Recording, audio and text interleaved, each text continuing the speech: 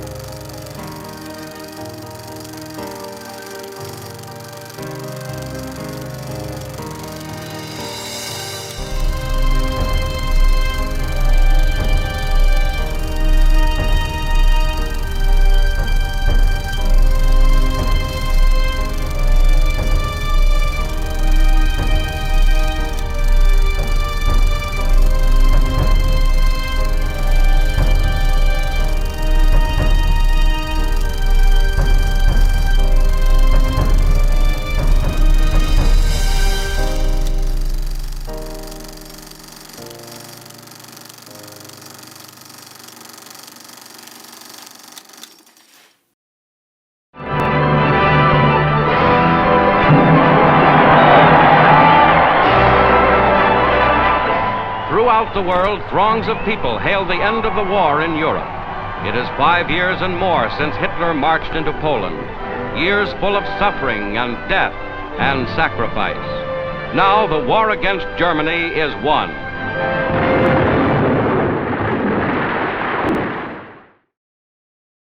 In 1945, the Second World War ended, and the United States emerged as the world's first post-war superpower. Inundated with surplus resources and equipment, the United States regular military began siphoning off its surplus to the National Guard.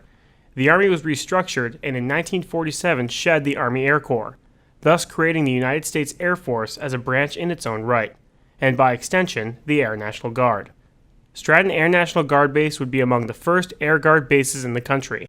On November 18, 1948, 22 officers and 43 airmen, comprised mostly of World War II veterans, gathered at the Naval Training Center of the Scotia Naval Depot, wherein they were inspected and subsequently activated as the 139th Fighter Squadron. November 18th, 1948, and there was about, I guess, 65 of us there, and a Colonel Nichols confirmed us as being the 139th Fighter Squadron in augmented elements. Naturally, we had no support equipment, and so we used to have to push the airplane in and out of the hangar by hand.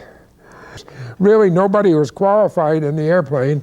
We had 4 full-time officers, the commander, which is a Major Flavin, the maintenance officer, which is Captain Campbell, the supply officer, which was Major Carpenter, and Captain Lacey, the ops officer.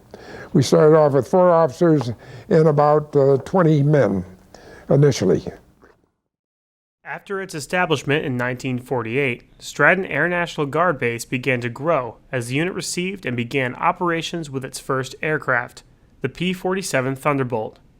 Known as the Jug, the P-47 was born May 2, 1941. Originally designed to be a fighter escort, the Thunderbolt's structural integrity, mobility, and firepower eventually led to its use for dive bombing, strafing, and low-altitude assault during World War II. The unit's time flying the Thunderbolt, however, would be cut short when they acquired a new aircraft with a storied history. The Guard units were all fighter units. We started off with 92 fighter units in the United States. And the reason for that was that there were literally thousands of airplanes after the war. In 1952, we went into P-51s. Really a beautiful aircraft. P-51s were probably one of the most beautiful airplanes ever built. And the thing I liked at that time was the esprit de corps of the unit, because when you're in a fighter squadron, you all go together. We'd go to Hancock Field in the summer for our 2 weeks training. The whole unit would go They had barracks, so we slept in the barracks. They had the mess hall. So it was like being in the Air Force on a smaller scale. The guys were really close. It's hard to explain, but the esprit de corps was there. We used to have the big hangar dances once a year, the guys and their wives and their girlfriends. But they had parties, all kinds of social events. And we'd have mass here on a Sunday, and it was just a closeness that you only get in the fighter squadron type unit. Entirely different, you know. And of course, pilots in fighter squadron are hot stuff, you know. They are hot stuff. But it was a good organization. The P-51 Mustang, a low-winged monoplane propelled by a liquid-cooled engine and credited with the turning of the tide of the air war in Europe, came to the unit in 1951. During World War II, the Mustang filled a critical role as a long-range fighter, able to escort Allied bombers for the entire duration of their bombing missions, a feat previously impossible, leaving the bombers vulnerable at critical moments. Following the rollout of the Mustang, German forces quickly lost their command in the skies over Europe, and their war machine began to collapse. The unit would fly and maintain the P-51 for only 2 years before the advent of jet engines, moving the military from prop engine fighters into the new era of jet fighters. First among them arriving in 1953, the F-94 Starfire. An all-weather interceptor, the Starfire was the first United States production jet with an afterburner, ushering the unit into a modern era of subsonic jet fighters. And that's quite a transition going from prop to jet, you know. I think they enjoyed it because, you know, you're going into such different technology, more modern aircraft. I think the guys really enjoyed it. It was, you know, when you get new plane, even though they were probably Korean models, you're still getting something new, something different. So they did eat it up. The big thing was the training you had to go through, the tooling, you know, the different parts, equipment, you name it. I think that was a big transition for the guys. You take a guy who's been a mechanic on a prop plane, and all of a sudden he's got to learn jet technology. That's got to be different, you know.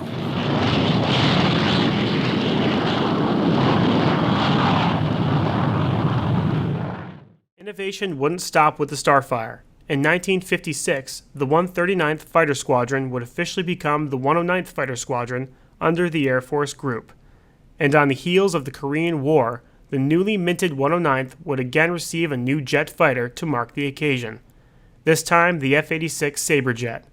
Famous for its extensive service in Korea, the Sabrejet was a low-winged transonic fighter jet capable of breaking the sound barrier. It was also the first swept-wing, swept-tail fighter to be used by the United States Air Force. I came to work one day in which I was in supply in 1958, and it was a B-26, which was a twin-engine aircraft on the ramp. It was two fellows from the Guard Bureau here, and they said, "You're getting a new mission." They said, "You're going to be getting the F-86 fighters." F-86, beautiful aircraft. Maintenance free, normal servicing. Both of mine, 038 and 039, 86H, went 100 hours with no maintenance other than servicing. Just general pre-flight, look at it, and 100 hours flying time, you take it in the hangar, you take it all apart. Take the engine to the engine shop, tear the engine down yourself. They call that the crew chief method.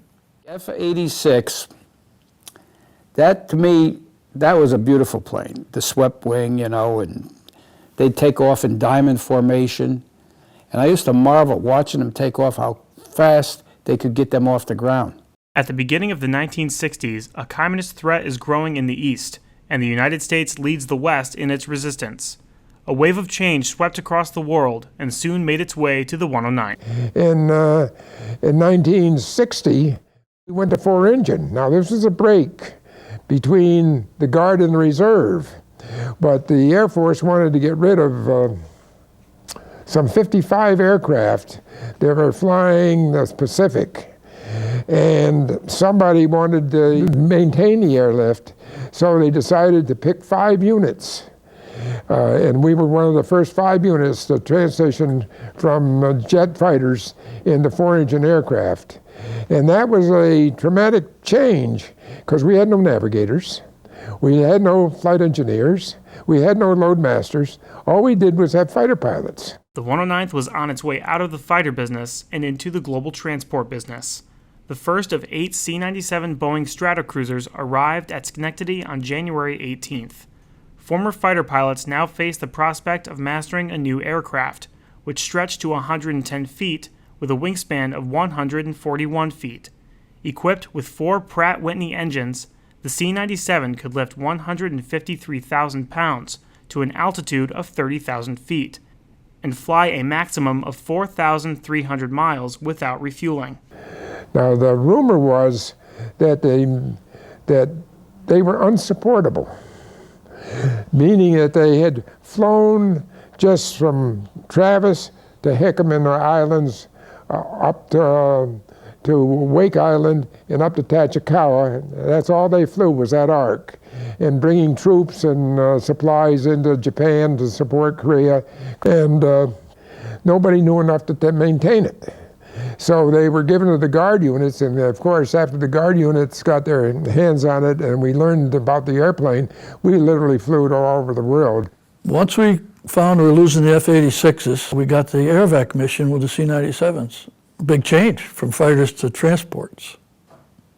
That gave me a career, from a mechanic to engineer. That was quite a change. They called for us, we flew troops, we'd haul mail, we hauled everything. You name it, we hauled it. The 109th Air Transport Group would become one of the National Guard's premier heavy airlift units, with a worldwide mission and support capability. The relatively new unit would not have long to wait before its capabilities were put to the full test.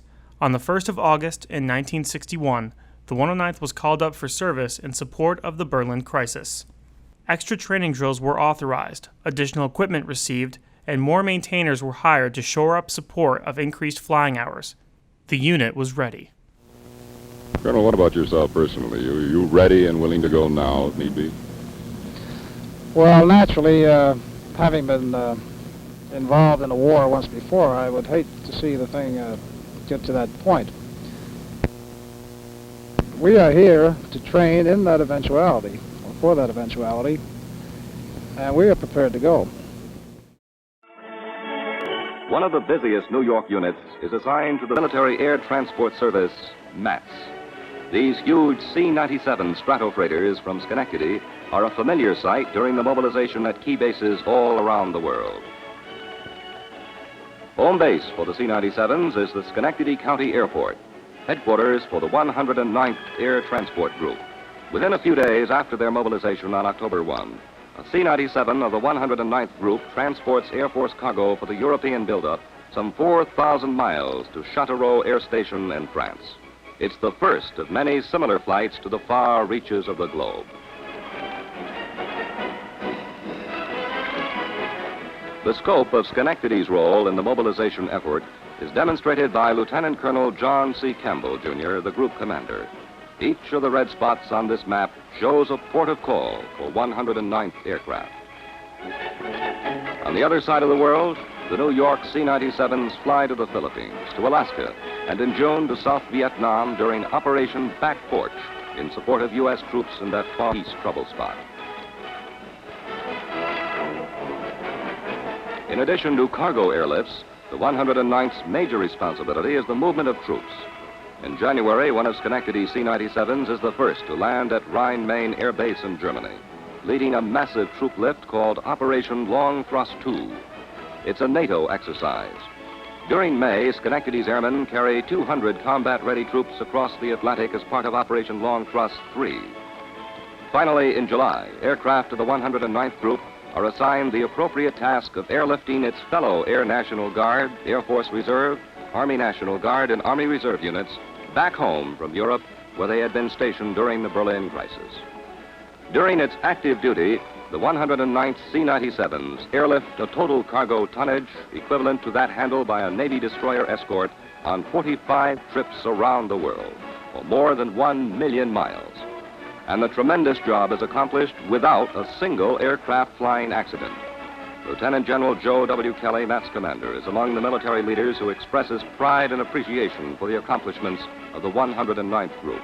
He tells newspapermen during an inspection of the Schenectady base that the 109th Airmen, in his words, have met every task we have placed them upon. And we flew the C-97 for 10 years, and as I said, we had the aircraft all over the world. We understood that Vietnam was apparently winding down, and we got our first C-130A models out of Naha, Okinawa. The mighty C-130A model Hercules replaced the C-97 March 10, 1971. The C-130A was among the world's most unique aircraft. In addition to its load-carrying capabilities, the C-130 is capable of landing and taking off in unimproved areas, making it invaluable under battle conditions and in support of peacetime contingency operations. The mission the 109th now faced required countless hours of retraining in a more sophisticated aircraft. Pilots, navigators, flight engineers, loadmasters, and support personnel had to work tirelessly to master this formidable machine. Since the mid-1950s and the introduction of the C-130, this four-engine stalwart performer has proven itself to be up to virtually any task. Principally designed for tactical airlift, today the C-130, or Herc, as it is known to those who fly it, fills many roles. It fights fires, provides refueling support, acts as a gunship in combat, sets down on improbable dirt runways, and for those who depend on aeromedical evacuation, the aircraft can act as a flying hospital. Yet the capabilities of this incredible performer don't end there. Nearly 10 years after the aircraft's introduction, it began flying in an environment which would prove impossible to a lesser aircraft, one which many consider to be the last frontier for the world's aviators. Continue down. Continue descent. Co-pilot has the approach. Come left about 5 degrees. Okay. Got the runway. Continue descent. I have the environment. I don't know where the runway is. I got the skiway. It's 12 o'clock. Going from left to right. I got the skiway. Okay, I'm inside. 4, 130. 400 down. Flip back right. 200 feet up the snow. Okay. Airspeed 130. I'm Sinks too 1,000. Sinks 700. It's okay. Level the wings here. 20 feet off the snow. Okay. Sink is 500. Sink is 400. Think stopped.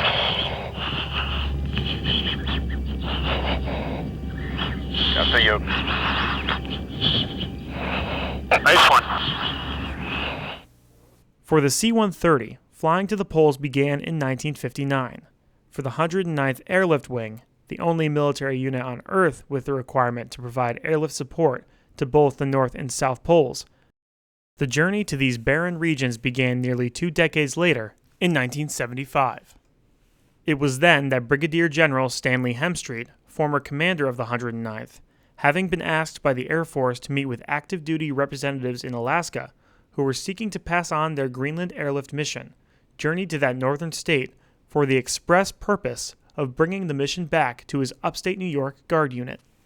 To the leaders at the 109th, the proximity of the northeastern United States to Greenland meant easy access to the defense early warning die sites, which assured protection of the nation's northern borders from Soviet nuclear attack.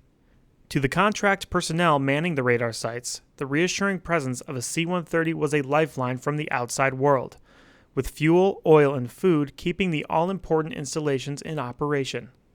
This mission was known as Volant Deux. Later, when the sites required movement due to the stresses of Arctic weather and the violent shift in the Greenland ice cap, it was the C-130s that were called in to provide logistical support. Soon the mission began to grow with the increased capability in the northern environments. Now it was not only defense capability that the unit was required to move, it was science. In 1978, the 109th began supporting the National Science Foundation's research efforts throughout Greenland, as well as the efforts of the Navy's Underwater Construction Team and the Navy's Space and Naval Warfare Systems Command, or SPAWARS. With each passing year, the capabilities of the 109th expanded, as did the unit's tasking, to the point that today, in addition to the unit's historic customers, the 109th provides logistical support to the NSF-supported polar operations each year.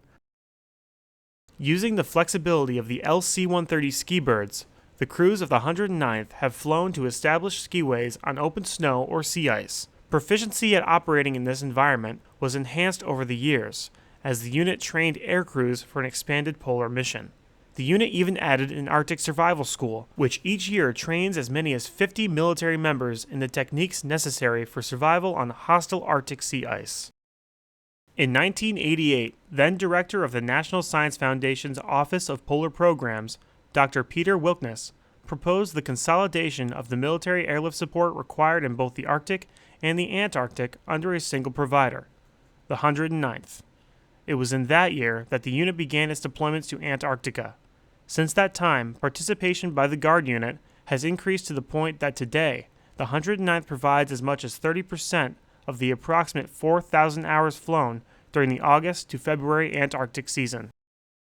In the years to come, the Air National Guard will play an even greater role in this mission, which depends for its very existence on the joint cooperation between civilian contractors, scientists, and military and government officials at all levels and from many different nations. In so doing, the men and women of the 109th will be using the C-130 in a way that even the aircraft's original designers would never have thought possible.